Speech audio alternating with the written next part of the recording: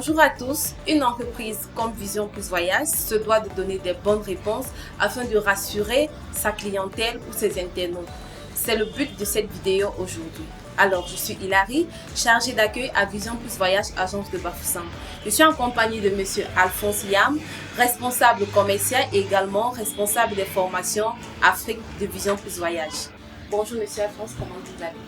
Bonjour mademoiselle Hilary, je vais très bien, j'espère que vous également. Ça va. Il y a plusieurs de nos clients qui aimeraient poser certaines questions et qui ont laissé plusieurs messages sur nos différentes pages Facebook. Alors, je vais vous poser certaines questions pour que, en tant que responsable de formation, vous puissiez nous donner quelques avis sur votre expertise. Déjà, quels sont les types de visas que vous proposez d'assister? Alors, permettez-moi déjà de présenter la structure. Sachez que Vision Plus Voyage est un cabinet de consultation spécialisé dans le placement universitaire et l'assistance visa. Dans ces deux grands regroupements, le placement universitaire intègre principalement le visa études et l'assistance visa. On retrouve le visa tourisme, le visa affaires, le regroupement familial pour des personnes qui souhaitent aller retrouver leurs conjoints ou même leurs parents. On a également le visa pour des raisons médicales, pour des personnes qui souhaitent aller se faire des soins à l'étranger. Et on a également le visa travail pour tous les professionnels qui souhaitent aller travailler. Mais sachez surtout que nous sommes un cabinet de consultation. Ça veut dire que nous orientons les clients vers la procédure qui correspond avec leur profil pour maximiser les chances d'obtention de visa.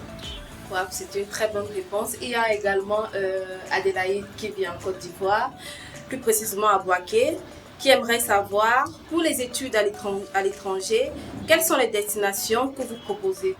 Alors, avant de parler des destinations, nous nous sommes penchés, nous avons fait une étude de marché justement sur plusieurs pays. Parce que vous savez, il n'est pas juste question d'orienter les clients, mais il faudrait qu'on se rassure que le client, lorsqu'il arrive, il a une possibilité d'avoir un emploi. Est-ce que le pays est stable sur le plan politique? Est-ce que le pays est stable sur le plan social et économique? Alors c'est pourquoi nous avons pris des pays comme le Canada qui ont un taux de chômage de 5,5%, le deuxième au monde. Nous avons également des pays comme la France où le taux de chômage est de 7,7%, l'Italie où le taux de chômage est également de 7,7% ou même encore l'Allemagne. Ces pays en fait offrent des possibilités à l'étudiant d'avoir un emploi, mais aussi la paix, la stabilité politique s'ajoute. Merci pour ces éclaircissements, M. Alphonse. Il y a Fatou du Sénégal qui nous a laissé un message. Elle dit: avez-vous des partenariats avec certaines universités ou institutions qui pourraient faciliter le processus d'admission? En effet, dans l'optique justement d'aider toutes ces personnes qui souhaitent aller poursuivre des études à l'étranger, nous avons signé de multiples partenariats avec de grandes écoles qui offrent des meilleures formations. Des écoles par exemple telles que l'Université du Québec à Trois-Rivières, l'Université de Chicoutimi, l'Université de Montréal, l'Université de Marseille, l'Université de Paris et bien d'autres universités, même aux États-Unis.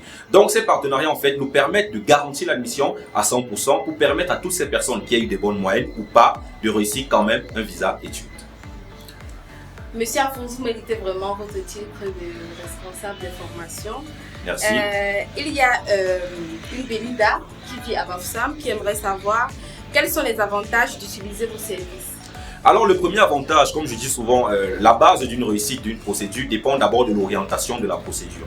Lorsque vous lancez une procédure, rassurez-vous que vous avez le profil pour effectuer cette procédure-là. Lorsque vous avez déjà fait une procédure qui ne correspond pas à votre profil, à 50% vous avez déjà échoué dans la procédure. Alors Vision Plus Voyage, en tant que cabinet de conseil, vous donne d'abord l'orientation sur la procédure que vous devez faire, sur la procédure qui vous garantit un visa afin que vous puissiez réussir votre procédure. La deuxième option est que nous avons une assistance après obtention du visa. Parce que beaucoup généralement se retrouvent perdus après obtention du visa, se retrouvent dans les pays par exemple comme le Canada où ils n'ont personne et ils sont obligés de demander l'asile. Mais avec Vision Plus Voyage, nous avons dit non et nous avons pensé qu'il est important d'accompagner les clients même après obtention du visa. C'est d'ailleurs pourquoi nous avons des agences à Montréal, à Paris pour aider également dans le Schengen. Donc Vision Plus Voyage assiste mais aussi après obtention du visa est toujours présent.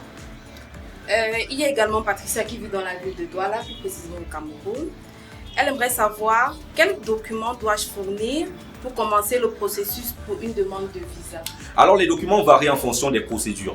Lorsque vous faites une demande pour un visa études, il y a les documents personnels tels que la CNI, le passeport, l'acte de naissance et bien d'autres documents personnels. Mais il y a également les documents académiques pour justifier effectivement que j'ai le niveau pour faire telle classe, pour postuler à tel niveau, tel que le baccalauréat, les bulletins de seconde, première, terminale, mais également les relevés de notes pour ceux qui sont déjà à l'université. Maintenant, pour des personnes qui souhaitent aller par exemple travailler, il faudrait justifier que voilà, j'ai un contrat de travail, une attestation de travail, des bulletins de paye, ou même pour des commerçants qui sont allés faire du tourisme ou des affaires ou un visa à faire, justifié à travers leurs documents professionnels, mais aussi une preuve de fonds qui montre qu'ils ont la capacité financière de se prendre en charge. Un autre internaute aimerait savoir quels sont les conseils que vous pouvez me donner pour maximiser mes chances d'obtenir un visa. Je vais également reprendre avec la réponse que j'ai énumérée plus haut en disant que tout part d'abord par l'orientation.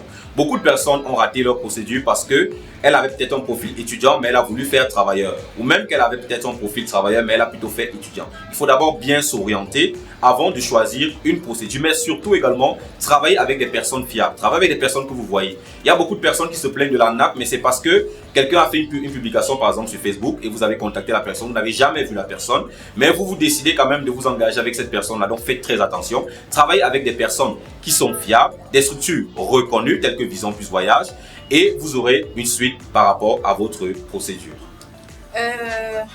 Il y a Salif qui vit en Côte d'Ivoire. Il dit: comment me tiendrez-vous informé du statut de ma demande? C'est une très bonne question parce que voilà, il y a beaucoup de personnes qui sont généralement empêchées et qui ne peuvent pas arriver au bureau tout le temps.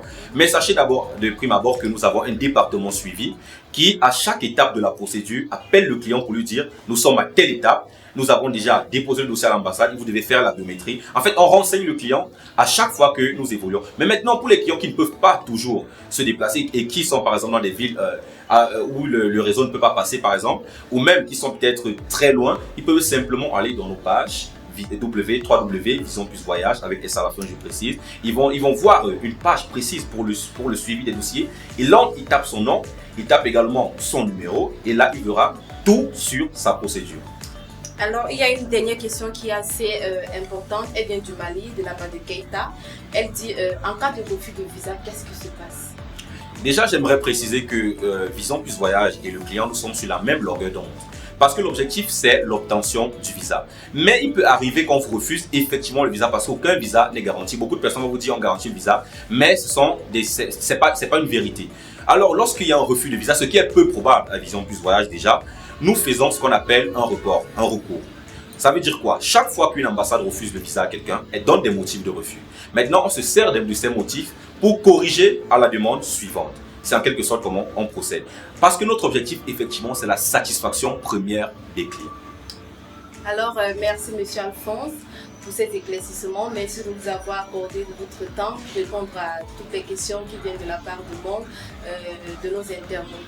C'est un plaisir de partager ce plateau avec vous. On se dit à très bientôt pour d'éventuelles questions. Merci également pour ces questions. Sachez que vous pouvez nous joindre dans toutes nos agences, mais vous pouvez également nous joindre sur nos pages, que ce soit Facebook, que ce soit Instagram, que ce soit TikTok. N'hésitez pas à venir prendre la bonne information à Vision Plus Voyage, c'est complètement gratuit. Merci.